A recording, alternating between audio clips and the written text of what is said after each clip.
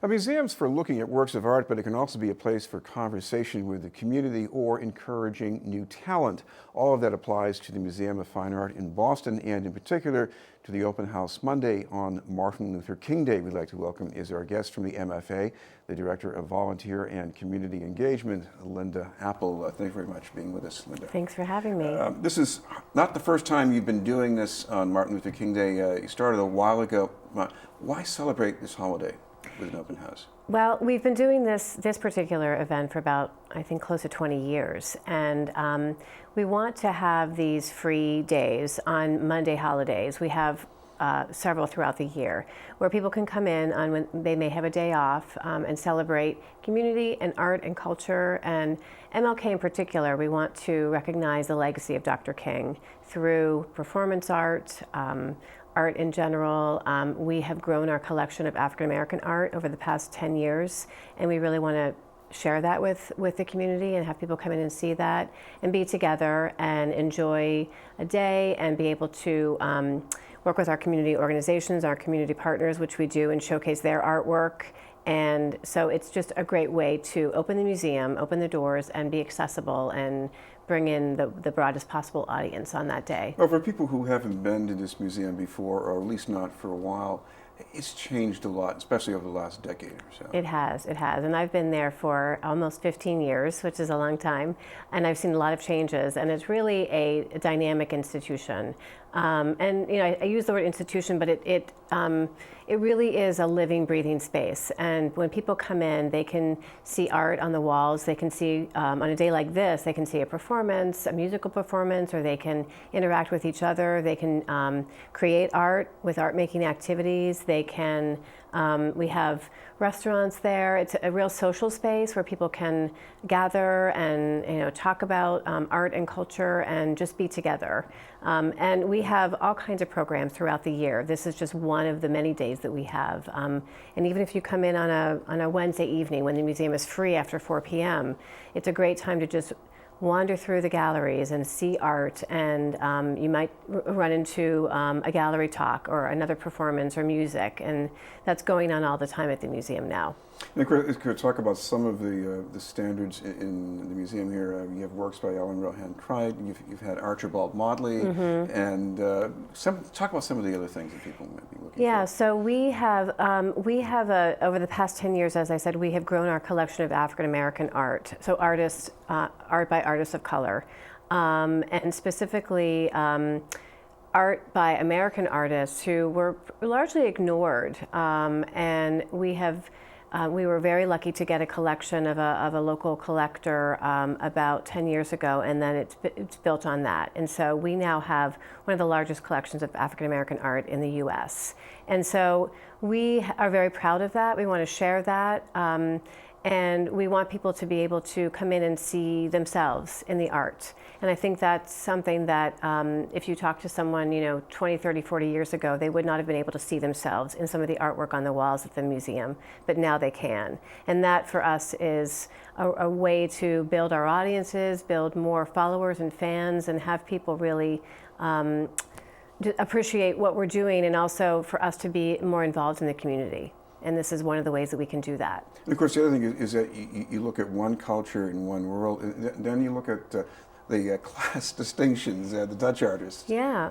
Well, we have a global collection at the museum. That's one of the great things about the MFA, is that it is an encyclopedic collection. So we have art from all parts of the globe and from all time periods. So unlike some, a specific, like a contemporary museum or one that is specifically showing one type of art, we have art from all over the world. And so people can come in and see art either from their culture or learn about a new culture, and look to something that's an ancient, like art of the ancient world, all the way up to the most contemporary artists that are working today. For a long time, you've been noted for a strong Asian collection, and that's going to be figuring in some events pretty soon too. Yes, we have our next free day is on Saturday, February 6th, which is Lunar New Year celebration, and this is our third year doing that. And we work closely with Boston area community organizations to plan that day.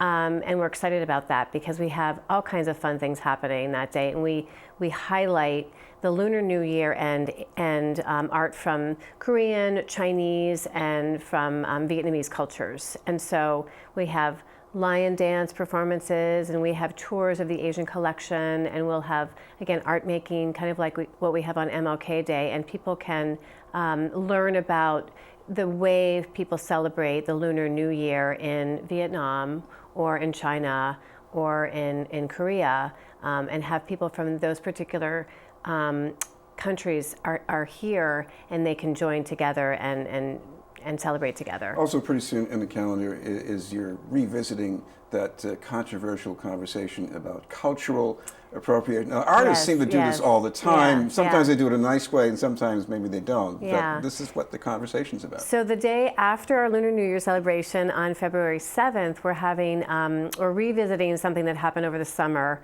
It was called Kimono Wednesdays. It was a program that we did that was quite controversial. There were protests over that particular program, where we were pairing our La Japonaise, a Monet painting, and Monet's wife, Camille Monet, is wearing a kimono in that painting, and we had kimonos that were made in Japan brought over to the U.S., brought over to our museum, and people were able to try them on.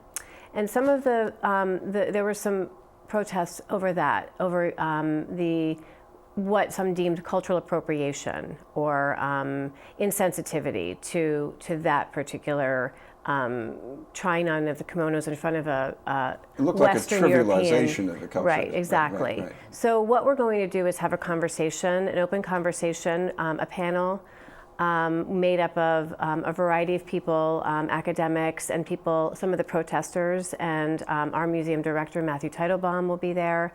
And people can come. It's a free event. It's an hour long, and people can come and ask questions and hear about the different perspectives. One other item coming up, which is very important for young talent in Boston, the teen art call for paintings or other works of art here. Yeah, so this summer is the 10th anniversary of our Teen Arts Council, which is a program for Boston teens. They actually work for the museum. They have a job with the museum, and their goal is to really make the museum more teen-friendly. So they do teen events, and they do projects for the museum, and they learn about all kinds of operations within the museum, and to see if they might maybe want to work at a cultural institution one day. So we're celebrating our 10th anniversary. We're launching a teen art exhibition. So if any teen out there in the city of Boston, you have to be a resident of the city of Boston. We're partnering with Boston Public Schools. If you want to submit your artwork for this exhibition, all the information is on our website. We have a theme. The theme is home. What does home mean to you? And it's going to be prominently displayed in the Art of the Americas wing in a gallery. And we're very excited for this, to celebrate this milestone in the teen program and to celebrate teen artists. And the website? www.mfa.org. Thank you very much for being with us. Thanks for having me. Linda Apple from the Museum of Fine Arts. Up ahead, the report from Dorchester with Bill Forey.